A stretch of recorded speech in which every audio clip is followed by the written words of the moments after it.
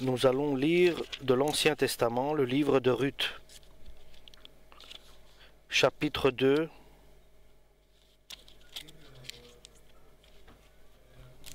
et verset 8.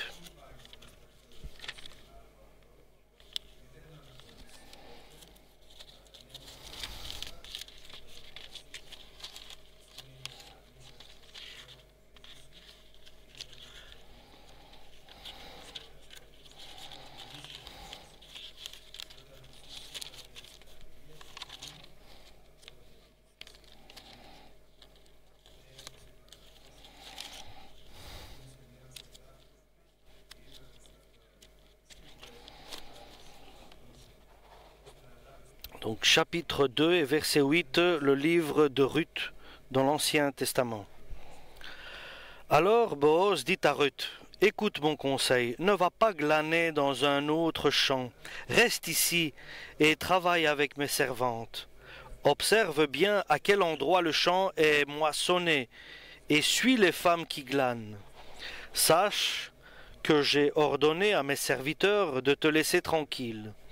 Si tu as soif, va boire de l'eau dans les cruches qu'ils ont remplies. » Ruth s'inclina jusqu'à terre et dit à Boaz, « Pourquoi me traites-tu avec tant de bonté et t'intéresses-tu à moi qui suis une étrangère ?»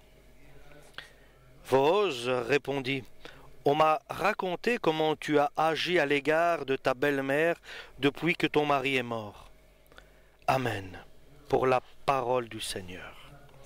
Ruth, une personne importante dans l'œuvre du Seigneur, car elle est dans la chaîne que Dieu a mis à son service pour arriver à la naissance de Jésus-Christ par la chair. C'est une Moabite qui n'avait aucune relation avec le peuple de Dieu, le peuple d'Israël. Mais Dieu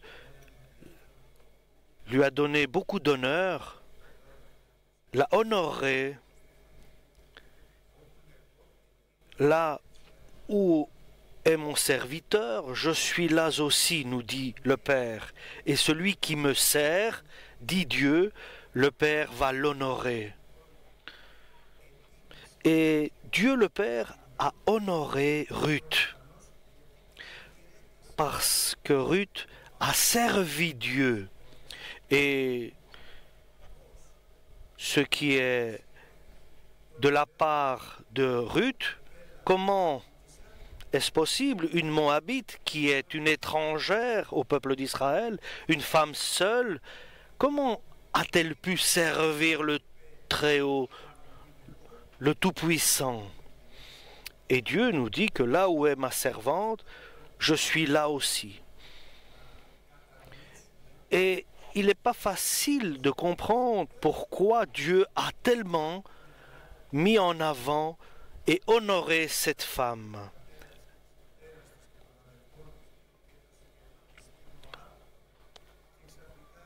Et dans sa famille, Ruth a rencontré un jeune Israélien, Mahlon, et lorsque il y avait à Bethléem la famine, ils se sont retrouvés dans la terre de Moab. Et là,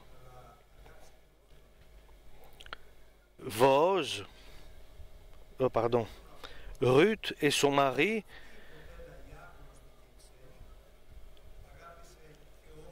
étaient unis. Et Ruth a aimé le Dieu de son mari.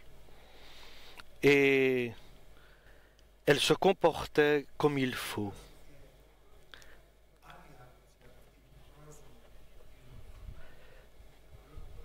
Ruth attendait une bénédiction là à Moab avec son mari israélien.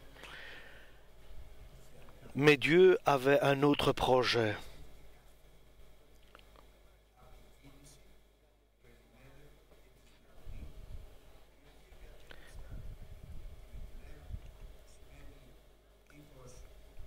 Et ce qui n'a pas plu à Dieu, c'est parce qu'ils sont partis de la terre d'Israël et ils ont été s'installer dans la terre de Moab.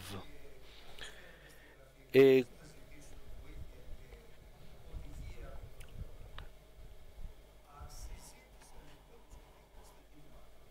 et c'était cela que Dieu n'a pas apprécié de leur part. Et Dieu n'était pas avec eux. Là où je suis, là est aussi mon serviteur. Et ils n'ont pas servi Dieu dans la terre de Moab. Et les conséquences, lorsque l'homme fait ce qui ne plaît pas à Dieu,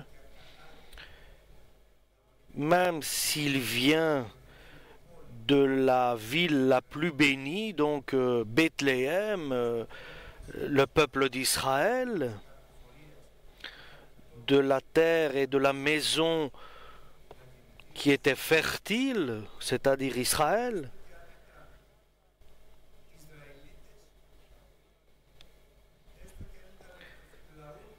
et il appartenait au peuple d'Israël.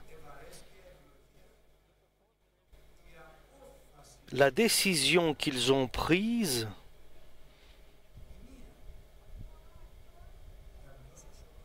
elle était si importante aux yeux de Dieu qu'ils se sont retrouvés devant Dieu.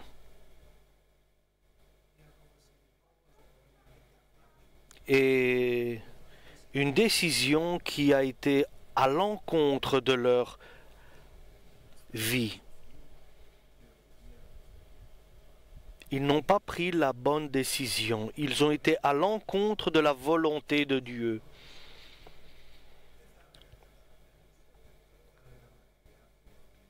Et bien sûr, la bienveillance de Dieu n'était pas avec eux. Donc, pour nous, la morale, c'est que nous devons être très prudents lorsque nous prenons des décisions qui ont affaire avec le spirituel. Nous devons être très prudents et être unis avec Dieu pour savoir exactement que notre décision est la bonne. Et là, dans la terre de Moab, ils n'ont pas su vivre.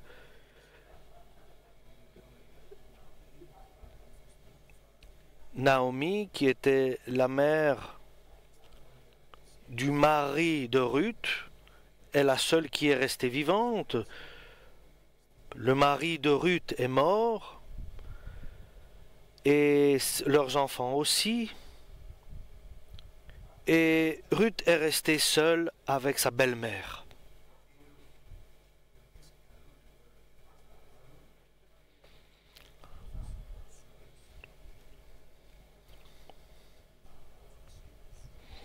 Et la vie continue pour eux. Orpha, c'était la mère de son mari, de Ruth. Et la décision était de rester maintenant dans la terre de Moab ou de partir sur la terre d'Israël.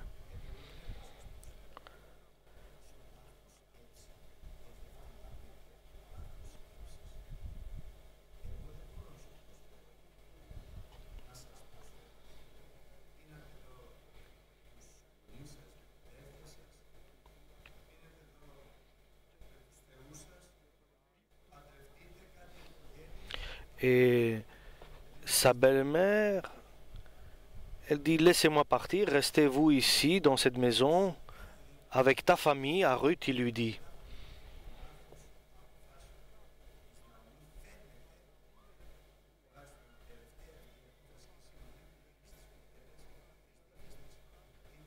Naomi, la mère de celui qui était le mari de Ruth, donne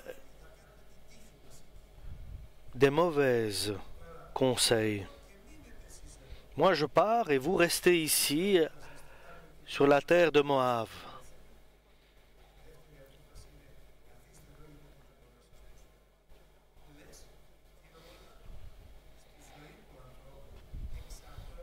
Et nous,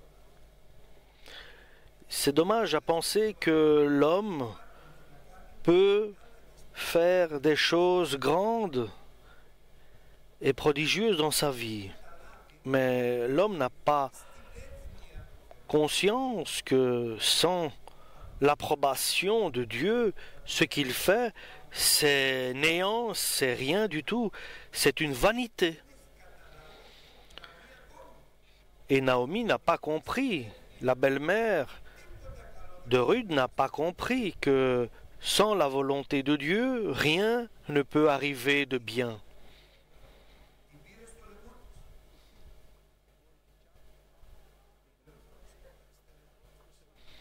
Ruth a pris une décision ferme.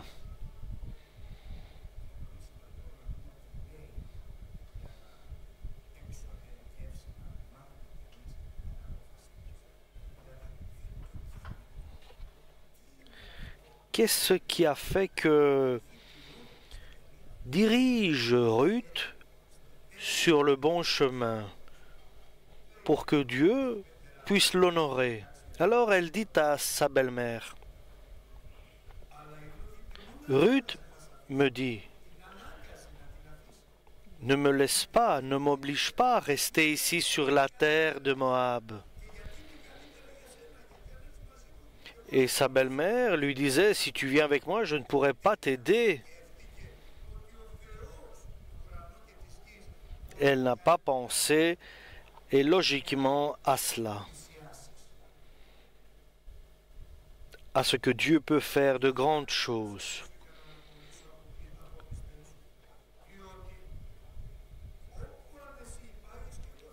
Et Ruth dit, là où tu vas aller, belle-mère, je viendrai avec toi, je te suivrai. Et ton peuple, mon peuple, ton Dieu, mon Dieu, a dit Ruth à sa belle-mère.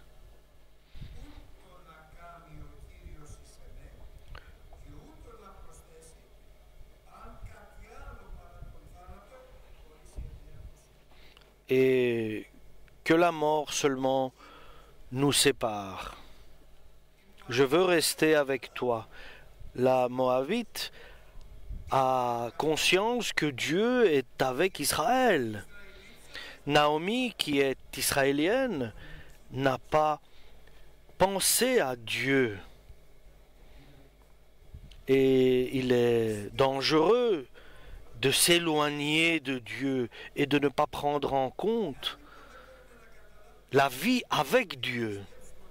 Et si nous n'avons pas la foi en Dieu, et si nous pensons qu'il n'est pas capable de faire de grandes choses dans notre vie, alors nous sommes perdus.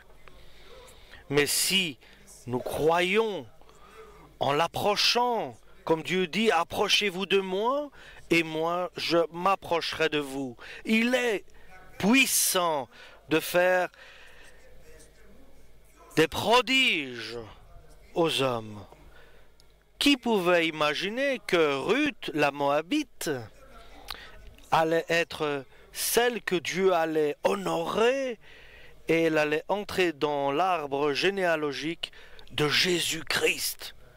Mais c'est vrai, mais c'est vrai.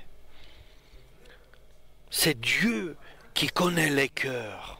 Et pourtant, Naomi, sa belle-mère, qui insistait pour que Ruth reste dans la terre de Moab, Ruth refuse de rester sur la terre de Moab, mais elle veut suivre sa belle-mère en Israël.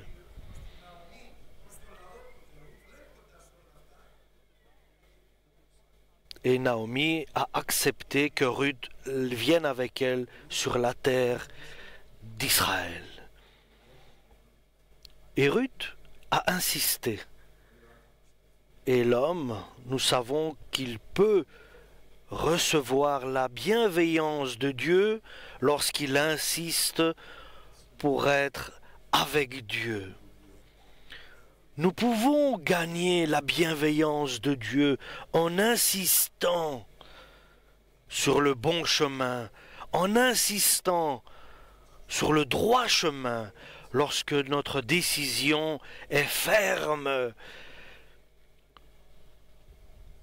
Alléluia.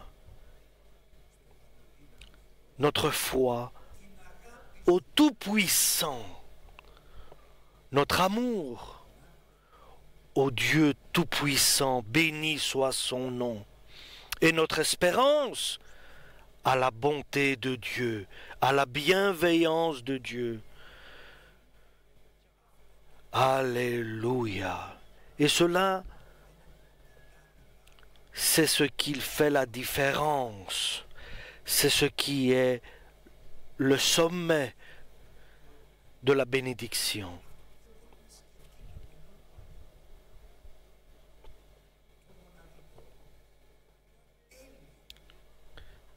La perfection, c'est d'approcher Dieu.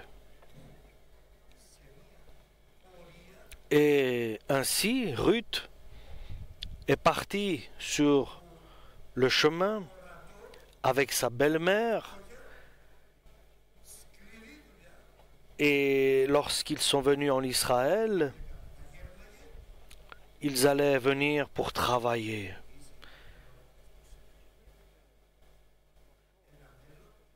Un avenir difficile pour la belle-mère et la veuve Ruth.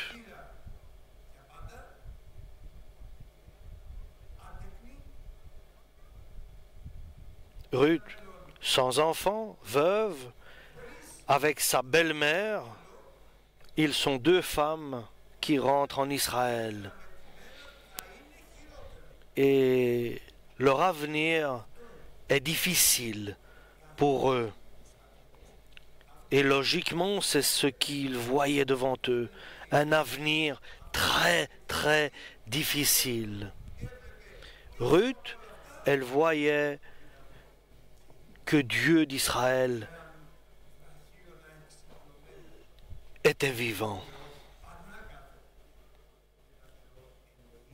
Un Dieu qui a de la miséricorde pour ceux qui le cherchent. Et avec ce que chacun décide, son avenir en dépend.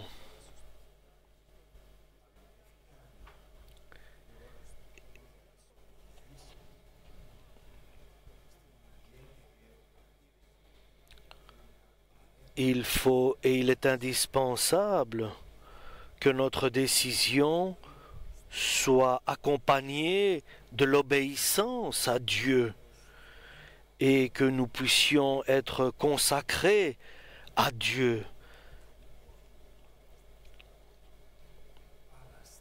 et que nous puissions être soumis à sa volonté et s'offrir à Dieu comme une offrande, comme un sacrifice. Nous devons nous offrir à Dieu, comme nous dit l'apôtre Paul, comme une offrande vivante, un sacrifice vivant. Nous devons nous offrir, nous donner à Dieu. Alléluia. Et ainsi, Ruth s'est offert en sacrifice à sa belle-mère.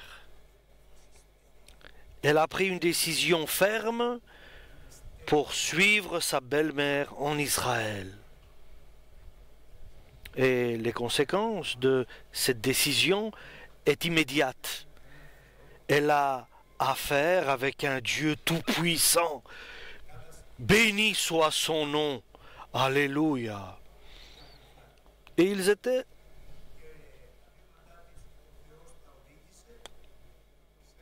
c'était l'époque où il y avait un champ et il y avait un champ où il y avait une personne qui s'appelait Boaz,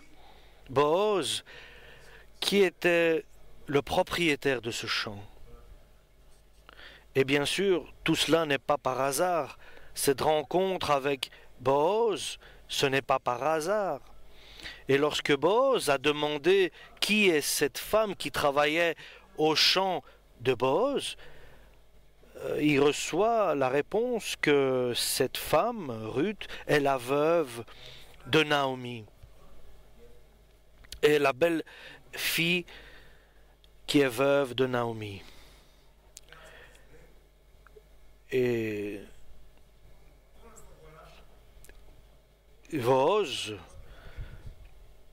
il lui dit, j'ai donné des ordres à mes serviteurs de t'aider dans ta tâche. Toi, reste sur le champ ici et tu peux travailler. Lorsque tu auras besoin de l'eau, tu pourras te servir dans les cruches qui sont prévues pour cela.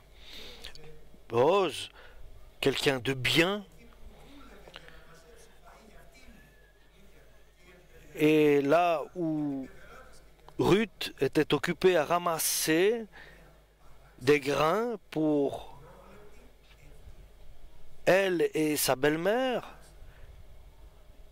elle trouve la bienveillance de Boaz. Et elle dit, comment ai-je pu trouver à tes yeux grâce, car tu te comportes envers moi qui suis une Moabite, une étrangère au peuple d'Israël, tu te comportes si bien, si justement, si agréablement.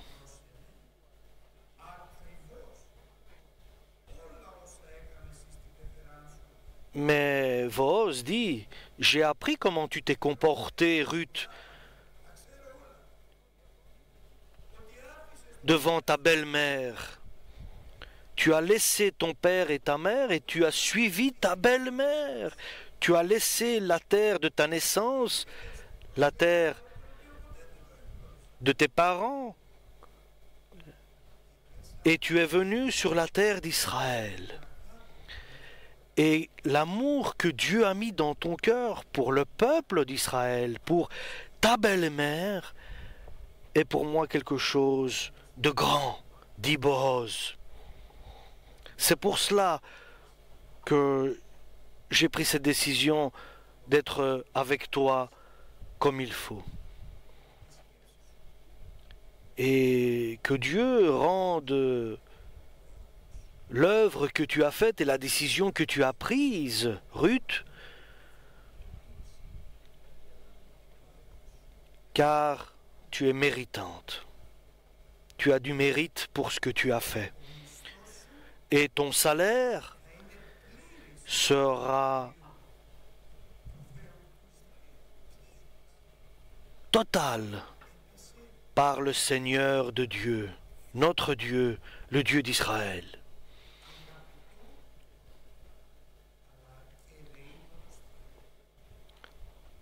Elle a rencontré quelqu'un qui a su lui parler de Dieu. Car toi, Ruth, tu es venue te couvrir sous les ailes du Tout-Puissant. Alléluia. Tu n'es pas venu te couvrir sous les hommes. Tu es une inconnue ici, mais tu es venu te couvrir sous les ailes du Tout-Puissant, le Dieu, le vrai. Alléluia. À partir de là, tout a changé. Et l'œuvre a commencé à agir, l'œuvre de Dieu, le projet de Dieu a commencé à se dérouler sous les pieds de Ruth. Boaz a aimé la Moabite, pas d'un amour charnel, mais d'un amour fraternel, d'un amour spirituel. L'amour de Dieu était partagé entre les deux. Et c'était une Moabite et c'était une étrangère et une inconnue au peuple d'Israël. Elle est venue la femme de Boaz et la mère dans l'arbre généalogique de Jésus-Christ. Et tout cela par une décision qu'elle a prise ferme, une décision certaine et ferme d'aller se donner en sacrifice en offrande à Dieu d'Israël. Et ainsi, elle a vu les grandeurs de l'Éternel. Merci pour la parole.